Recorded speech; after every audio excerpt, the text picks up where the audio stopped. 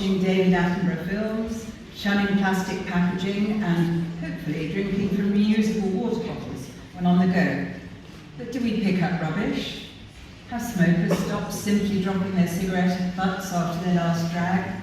I discovered recently that one cigarette butt can pollute over 40 litres of water, so dumping cigarette ends anywhere not only looks awful, but also poisons our waterways, the sea, and the creatures that inhabit water-based habitats.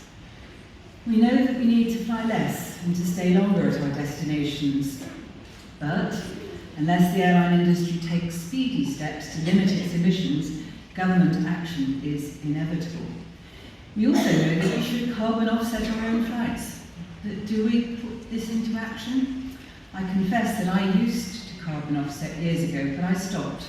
It's now time to start again.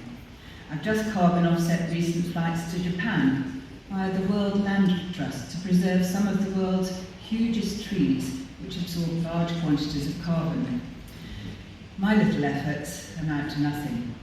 But what if you, the 350 most influential people in this room, also took small steps? Travel writers especially speak each and every day of the year to their many billions of readers, listeners and viewers.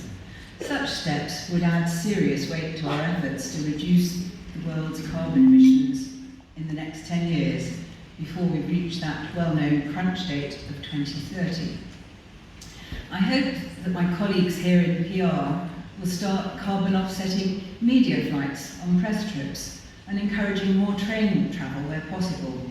If PR companies, if we at that end of the business, along with everyone here tonight, agree to take small steps in their carbon offsetting efforts, that's if they don't already of course, then together we really can make a difference.